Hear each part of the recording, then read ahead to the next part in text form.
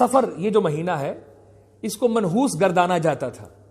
اس کی ایک وجہ یہ بتائی گئی ہے چونکہ اس سے جو پہلے 3 مہینے ہیں یعنی ذوالقعدہ، ذوالحجہ اور محرم، یہ تینوں مہینے حرمت والے، اور یہ زمانہ جاہلیت میں بھی حرمت والے تھے. یعنی زمانہ جاہلیت میں بھی عرب کے لوگ ان مہینوں کا احترام کرتے، ان مہینوں میں لڑائی جھگڑا نہیں کرتے تھے، چوری چکاری نہیں ہوتی تھی. یعنی ہر قسم کے جو لوگ ہیں اس دور میں کم از کم وہ برے لوگ، بری خصلتوں کے لوگ ان مہینوں کا احترام کرتے تھے کہ وہ ان مہینوں میں نہ چوری چکاری کرنی، نہ کوئی جھگڑا کرنا، نہ کوئی لڑائی کرنی. اب جیسے ہی یہ تیسرا مہینہ ختم ہوتا تھا محرم کا تو سفر کی ابتدا ہوئی تو وہ سارے کام شروع کر دیے. تو آپس میں جو دشمنیاں ہوتی وہ لڑتے جھگڑتے، قتل ہوتے، خون بہتا. تو اس وقت لوگوں نے اس مہینے کو منحوس سمجھ لیا کہ جیسے یہ مہینہ آتا ہے خون ریزی شروع ہو جاتی ہے، لڑائی جھگڑے شروع ہو جاتے ہیں، چوری چکاری شروع ہو جاتی ہے. اللہ اکبر. تو نبی کریم صلی اللہ تعالی علیہ وسلم نے پھر ارشاد فرمایا. اب وہ ارشاد گرامی سنیے. حضور نے ارشاد فرمایا کہ لا عدوہ. رحمت عالم صلی اللہ تعالی علیہ وسلم نے ارشاد فرمایا سب سے پہلی بات کہ کوئی بیماری بھی متعدی نہیں ہوتی، جیسا کہ اللہ تعالیٰ نے فرمایا قُلْ لَن يُصِيبَنَا إِلَّا مَا كَتَبَ اللَّهُ لَنَا، کہ بیماری کے اندر تکلیف اور ضرر پہنچانے کا جو اثر ہے وہ میری طرف سے ہی ہوتا ہے. یعنی بیماری خود بخود کسی کو تکلیف نہیں پہنچا سکتی، جو میں نے مقدر کیا ہوتا ہے وہی اس بندے کو پہنچتا ہے. تو حضور صلی اللہ تعالی علیہ وسلم نے بھی یہی ارشاد فرمایا کہ لا عدوہ، کہ کوئی بیماری نقصان نہیں پہنچا سکتی جب تک کہ اللہ نہ چاہے. پھر فرمایا کہ ولا طیرہ، کہ کوئی چیز بھی منحوس نہیں ہوتی، نحوست نہیں ہوتی، منحوس نہیں ہے. نہ کوئی دن منحوس ہے، نہ کوئی مہینہ منحوس ہے، نہ کوئی شخص منحوس ہے. اس پر ذرا غور فرمائیے. عام طور پر یہ بھی ہمارے معاشرے کے اندر ایک غلط بات جو رواج پکڑ چکی ہے، جو حضور نے سختی سے اس کی مذمت فرمائی کہ صبح صبح اگر اس کا چہرہ دیکھ لیے جنہیں سارا دن ہی برا گزرتا ہے. یعنی کسی بھی شخص کو ہم منحوس قرار دے دیتے ہیں. تو حضور نے فرمایا کہ کوئی بھی منحوس نہیں ہے. اسی طرح بسا اوقات بندے کے اپنے عمل کی وجہ سے کوئی اس کو تکلیف پہنچتی ہے، وہ کہتا ہے آج کا دن ہی بڑا منحوس ہے، آج کا دن ہی بڑا خراب ہے. بھئی دن کا کیا قصور ہے؟ بلکہ سنیے حضور صلی اللہ علیہ وسلم نے ایک حدیث مبارکہ سنائی اور یہ حدیث قدسی ہے. اللہ نے فرمایا ابن آدم مجھے گالی دیتا ہے. اللہ اکبر. ابن آدم مجھے گالی دیتا ہے. تو پوچھا اے باری تعالیٰ ابن آدم کیا گالی دیتا ہے؟ فرمایا وہ زمانے کو برا کہتا ہے. زمانہ تو میں نے بنایا ہے، یہ شب و روز میں نے بنائے ہیں.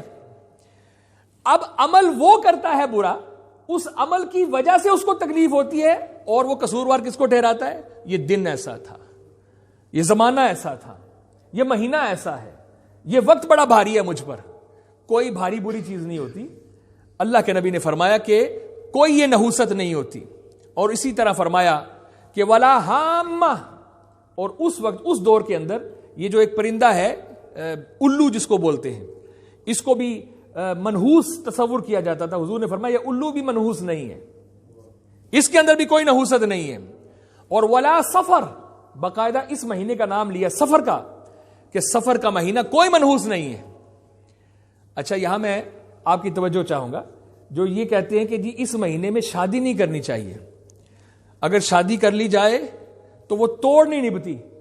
حضور صلی اللہ تعالی علیہ وسلم کا جو پہلا نکاح ہوا ہے سیدہ خدیجہ الکبریٰ رضی اللہ تعالی عنہا کے ساتھ، وہ اسی مہینے میں ہوا ہے.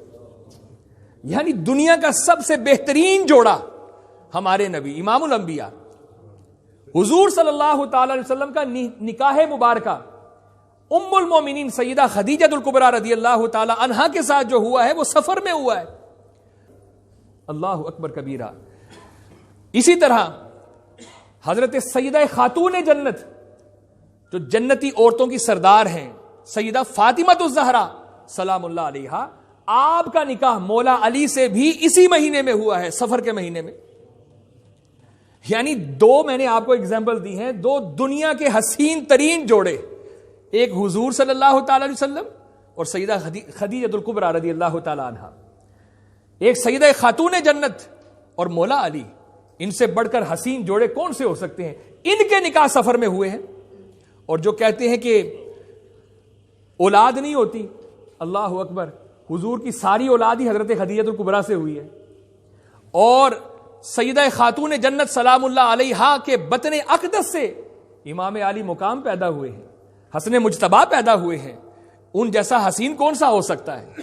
امام حسین پیدا ہوئے ہیں، آپ جیسا حسین کون ہو سکتا ہے؟ سیدہ زینب پیدا ہوئی ہیں، اللہ اکبر.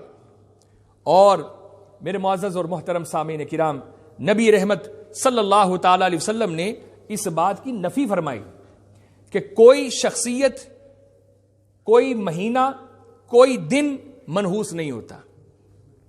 تو عقیدہ کیا ہے کہ نحوست جو ہے وہ انسان کے عمل سے پیدا ہوتی ہے. ایک بہت بڑے نامی گرامی بزرگ ہیں قاضی فضیل بن ایاز رحمہ اللہ. اگر آپ ان کی ہسٹری پڑھیں تو ابتدائی زمانہ ان کا بڑا ہی اچھا نہیں تھا، یعنی دین سے بہت دور تھے. یہاں تک لکھا ہوا ہے کتابوں میں یہ چوری کرتے تھے، ڈاکے ڈالتے تھے. ایک دفعہ ایک مکان میں گئے، جو صاحب خانہ تھا وہ قرآن کی تلاوت کر رہا تھا. یہ کس نیت سے گئے؟ گھر لوٹوں گا، نقصان پہنچاؤں گا. جیسے ہی گھر میں داخل ہوئے وہ قرآن کی تلاوت کر رہا ہے. أَلَمْ يَأْنِ لِلَّذِينَ آمَنُوا أَن تَخْشَعَ قُلُوبُهُمْ لِذِكْرِ اللَّهِ. یہ قرآن کے لفظ پڑھ رہا تھا. اللہ اکبر. اس کا مطلب کیا ہے کہ اے ایمان والو، کیا اب بھی وقت نہیں آیا کہ تمہارے دل اللہ کے ڈر سے کانپ جائیں؟ وہ وقت کب آئے گا کہ خشیت الہی سے تمہارے دل کب کانپیں گے؟ کب اللہ کا خوف تمہارے سینوں میں اترے گا؟ کب تم اس قرآن سے رہنمائی لو گے؟ کب تم سیدھے راستے پر چلو گے؟ کب وہ وقت آئے گا؟ الم یأنی للذین آمنوا، کیا ابھی بھی وہ وقت نہیں آیا؟ ان تخشع قلوبہم لذکر اللہ، کہ اللہ کے ذکر سے تمہارے دل لرز جائے. بس یہ قرآن کی آیت سنی تو قاضی ایاز وہاں چیخیں نکل گئی اور کہا اے اللہ گواہ رہنا، وہ وقت آ گیا ہے. اسی وقت توبہ کی آپ نے. پہلے کون تھے؟ ایک چور اور ڈاکو تھے. لوگ آپ کو کیا سمجھتے تھے؟ منحوس ہے یہ. آپ کے پاس کوئی نہیں جاتا تھا. کوئی آپ کا نام سنتا، کوئی شریف بندہ، اچھا اس کی بات ہے 1 میل دور سے گزرنا ہے، وہ بندہ بڑا منحوس ہے، بڑا شرارتی ہے، یہ ہے وہ ہے. لیکن جیسے ہی وہ راستہ چھوڑا، یعنی اپنا وہ برا عمل چھوڑا، اور پھر وہی لوگ جو دور بھاگتے تھے آپ کے پاس بیٹھنا فخر سمجھتے تھے، آپ کی باتیں سنتے تھے. آج بھی کتابیں بھری پڑی ہیں، آپ کے اقوال جو ہیں وہ سنہری حرفوں سے لکھنے کے قابل ہیں. اتنی بہترین حکمت کی باتیں آپ نے ارشاد فرمائی. تو نحوست شخصیت میں نہیں بلکہ عمل سے ہوتی ہے. برکت شخصیت سے نہیں، عمل سے ہوتی ہے. ہاں شخصیت میں برکتیں ہوتی ہیں لیکن وہ اللہ کے نبی ہیں، اللہ کے نبی ہیں. ان کے جو وجود مسعود ہیں، ان کے وجود مسعود میں بھی برکتیں ہوتی ہیں.